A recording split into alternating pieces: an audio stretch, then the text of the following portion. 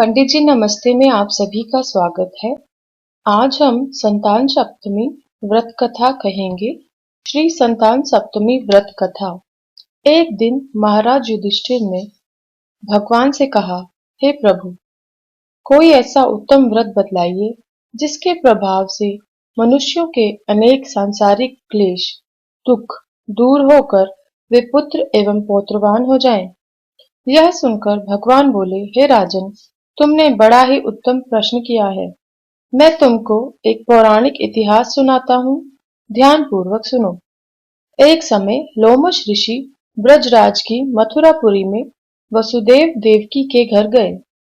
ऋषिराज को आया हुआ देख करके दोनों अत्यंत प्रसन्न हुए तथा उनको उत्तम आसन पर बिठाकर उनका अनेक प्रकार से वंदन एवं सत्कार किया। फिर मुनि के चरणोदक से अपने घर और शरीर को पवित्र किया। वह प्रसन्न होकर उनको कथा सुनाने लगे। कथा के कहते लोमश ने कहा कि हे देवकी, दुष्ट दुराचारी पापी कंस ने तुम्हारे कई पुत्र मार डाले हैं, जिसके कारण तुम्हारा मन अत्यंत दुखी है। इसी प्रकार राजा नहुष की पत्नी चंद्रमुखी भी दुखी रहा करती थी, किंतु उसने संतान सप्तमी का व्रत विधि विधान सहित किया, जिसके प्रताप से उनको संतान का सुख प्राप्त हुआ। यह सुनकर देवकी ने हाथ जोड़कर मुनि से कहा, हे ऋषिराज, कृपा करके रानी चंद्रमुखी का संपूर्ण वृतांत तथा इस व्रत का विस्तार सहित मुझे बतलाइए, जिससे मैं भी इस दुख से छुटकारा पाऊं। लोमश ऋषि ने कहा कि हे देवकी, अयोध्या के राजा नाहुष थे। उनकी पत्नी चंद्रमुखी अत्यंत सुंदर थी। उनके नगर में विष्णुगुप्त नाम का एक ब्राह्मण रहता था। उसकी स्त्री का नाम भद्रमुखी था। वह भी अत्यंत रूपवती सुंदर थी। रानी और ब्राह्मणी में अत्यंत प्रेम था। एक दिन वे दोनों सरयू नदी में स्नान करने के लिए गई। उन्होंने देखा कि अन्य बहुत सी स्त्रियां सरयू नदी में स्नान करके निर्मल वस्त्र पहनकर एक मंडप में शंकर एवं पार्वती की मूर्ति स्थापित करके पूजा कर रही थी। रानी और ब्राह्मणी ने यह देखकर उन स्त्रियों से पूछा कि हे बहनों, तुम यह किस देवता का और किस कारण से पूजन व्रत आदि कर रही हो? यह सुन स्त्रियों ने कहा कि हम संतान सप्तमी का व्रत कर रही हैं और हमने शिव पार्वती का पूजन चंदन अक्षत आदि से षोडशोपचार विधि से किया है। यह सब इसी पुनीत व्रत का विधान है। यह सुनकर रानी और ब्राह्मणी ने इस व्रत को करने का मन ही मन संकल्प किया और घर को वापस लौट आई। ब्राह्मणी भद्रमुखी तो इस व्रत को नियम पूर्वक करती रही, किंतु रानी चंद्रमुखी राजमद के कारण कभी इस व्रत को करती, कभी नहीं करती, कभी भूल हो जाती। कुछ समय बाद दोनों मर गई। दूसरे जन्म में रानी बंदरिया और ब्राह्मणी ने मुर्गी की योनि पाई, परंतु ब्राह्मणी मुर्गी की योनि में भी कुछ नहीं भूली और भगवान शंकर तथा पार्वती का ध्यान करती रही। उधर रानी बंदरिया की योनि में भी सब कुछ भूल गई। थोड़े समय के बाद दोनों ने यह देह त्याग दी। अब इनका तीसरा जन्म मनुष्य योनि में हुआ। उस ब्राह्मणी ने एक ब्राह्मणी के यहाँ कन्या के रूप में जन्म लिया और उस ब्राह्मण कन्या का नाम भूषण देवी रखा गया तथा विवाह गोकुल निवासी अग्निशील ब्राह्मण से कर दिया।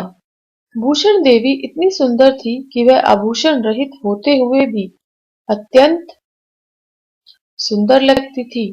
कामदेव की पत्नी रति भी उसके सम्मुख लज्जाती थी। भूषण देवी के अत्यंत सुंदर सर्वगुण संपन्न चंद्रमा से कमान धर्मवीर कर्मनिष्ठ सुशील स्वभाव वाले 8 पुत्र उत्पन्न हुए।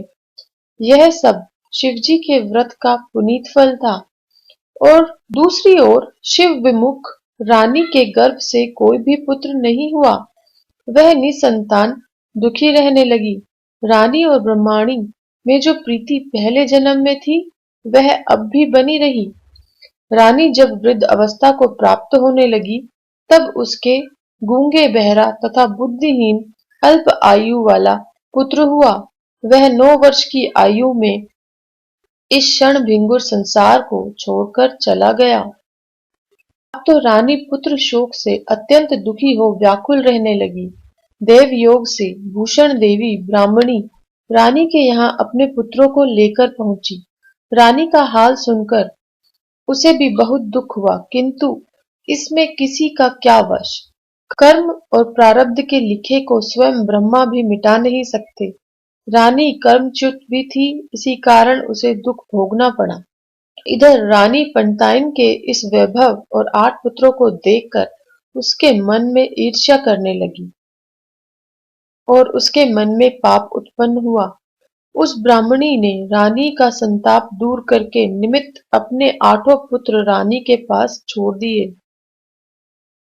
रानी ने पाप के वशीभूत होकर उन ब्राह्मणी पुत्रों की हत्या करने के विचार से लड्डू में विष मिलाकर उनको खिला दिया, परंतु भगवान शंकर की कृपा से एक भी बालक की मृत्यु नहीं हुई। यह देखकर तो रानी अत्यंत ही आश्चर्यचकित हो गई और इस रहस्य का पता लगाने की मन में ठान ली। भगवान की पूजा से निवृत्त होकर जब भूषण देवी आई, तो रानी ने उससे कहा कि मैंने तेरे पुत्रों को मारने के लिए इनको जहर मिलाकर लड्डू खिला दिया, किंतु इनमें से एक भी नहीं मरा। तूने कौन सा दान पुण्य व्रत किया है जिसके कारण तेरे यह पुत्र नहीं मरे और तू नित नए सुख भोग रही है? तेरा बड़ा सौभाग्य है। इनका भेद तू मुझसे निष्कपट होकर समझा, मैं तेरी बड़ी ऋणी रहूंगी। रानी के ऐसे दीन वचन सुनकर भूषण ब्राह्मणी कहने लगी, सुनो, तुमको 3 जन्म का हाल कहती हूँ, सो ध्यान पूर्वक सुनना।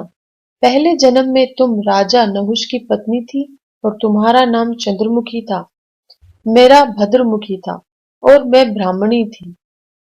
हम तुम अयोध्या में रहते थे और मेरी तुम्हारी बड़ी प्रीति थी।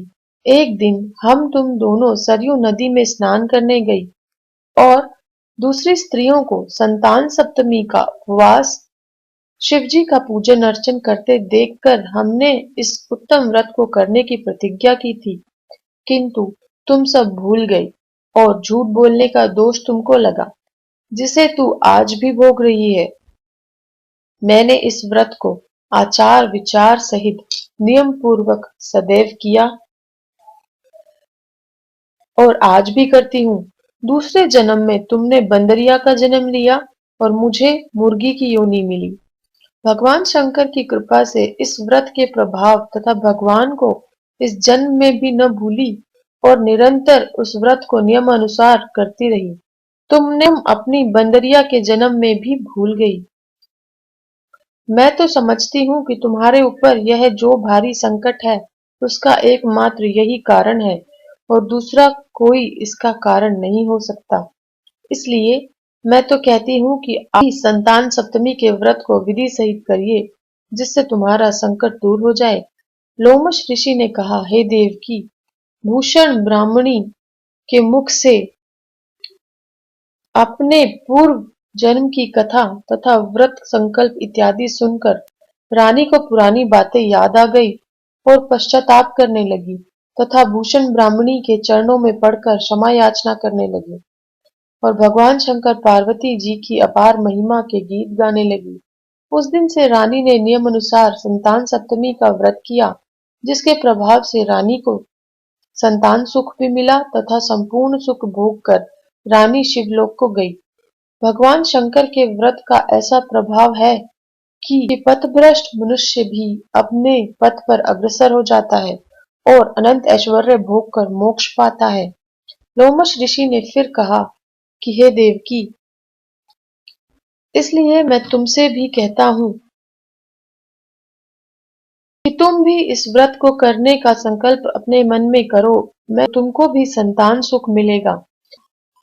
इतनी कथा सुनकर देवकी हाथ जोड़कर लोमश ऋषि से पूछने लगी, हे ऋषिराज, मैं इस पुनित उपवास को अवश्य करूंगी, किंतु आप इस कल्याणकारी एवं संतान सुख देने वाले उपवास का विधान, नियम विधि आदि विस्तार से समझाइए। यह सुनकर ऋषि बोले, हे देवकी, यह पुनित उपवास भादों के महीने में शुक्ल पक्ष की दशमी के दिन किया जाता है।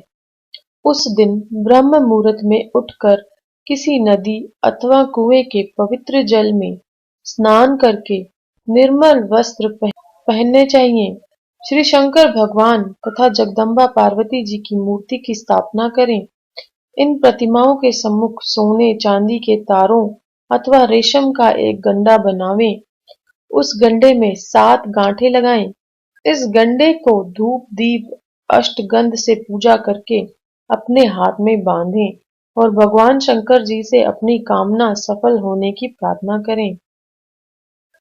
तदनंतर उसके बाद 7 पुआ बनाकर भगवान को भोग लगावें और साथ ही पुए एवं यथाशक्ति सोने और चांदी की अंगूठी बनवाकर इन सबको एक तांबे के पात्र में रखकर तथा षोडशोपचार विधि से पूजन करके किसी सदाचारी धर्मनिष्ठ सत्पात्रा ब्राह्मण को दान देवें। उसके पश्चात 7 पुआ स्वयं प्रसाद के रूप में ग्रहण करें। इस प्रकार इस व्रत का पारायण करना चाहिए। प्रति साल की शुक्ल पक्ष की सप्तमी के दिन, हे देवकी, इस व्रत को इस प्रकार नियम पूर्वक करने से समस्त पाप नष्ट होते हैं और भाग्यशाली संतान उत्पन्न होती है तथा अंत में शिवलोक की प्राप्ति होती है। हे देवकी, मैंने तुमको संतान सप्तमी का व्रत संपूर्ण विधान विस्तार सहित वर्णन किया है। उसको अब तुम नियम पूर्वक करो, जिससे तुमको उत्तम संतान पैदा होगी। इतनी कथा कहकर भगवान आनंद कंद श्री कृष्ण ने धर्मावतार युधिष्ठिर से कहा कि श्री लोमश ऋषि इस प्रकार हमारी माता को शिक्षा देकर चले गए। ऋषि के कथनानुसार हमारी माता देवकी ने इस व्रत को नियमानुसार किया, जिसके प्रभाव से हम उत्पन्न हुए। यह व्रत विशेष रूप से स्त्रियों के लिए कल्याणकारी है, परंतु पुरुषों को भी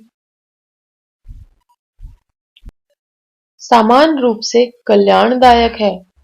संतान सुख देने वाला, पापों का नाश करने वाला यह उत्तम व्रत है, जिसे स्वयं भी करें और दूसरों से भी करावें। नियम पूर्वक जो कोई भी इस व्रत को करता है और भगवान शंकर एवं पार्वती की सच्ची मन से आराधना करता है, निश्चय ही अमर पद पैदा करके अंत में शिवलोक को जाता है। बोलो भगवान शंकर की जय। ओम नमः शिवाय। स्तुति संतान सप्तमी। हे दया सागर दया कर, दास दो संतान दो, दीन बंधो दीन, इस प्रार्थना पर ध्यान दो। पुत्र बिन यह व्यर्थ जीवन, धार सा लगता हरे, दीप जम के कल्प तरु, प्रभु पुत्र शिक्षा दान दो। गृहिणी घर में बिलखती, रात दिन आत्मज बिना, गोदी इसकी जल्दी भर दो, पुत्र भिक्षा दान दो। पाप जन्म विघ्न बाधा और सब हर लो हरे, मेरे अनेक दुष्ट कृतों की ओर मत ध्यान दो। है नहीं अवलंब मेरे, सब कृपा तेरे बिना, रोते हुए के आंसुओं को पोंछ कर संतान दो। दुख सागर में पड़ा हूँ प्रभु, नाविका बनो, अवलंब मैं संतान रूपी, हे प्रभु जलदान दो। पापी ना मुझसा अन्याय, होगा पाप हर तुम सा नहीं, आप अपने दास पर ही दीन बंधु ध्यान दो। संतान भिक्षा मांगता कर जोड़ विनती विगत हो, मुझ भिखारी को प्रभो अब पुत्र भिक्षा दान दो। हे दया सागर दया कर, दास दो संतान दो, दीन बंधो दीन, इस प्रार्थना पर ध्यान दो।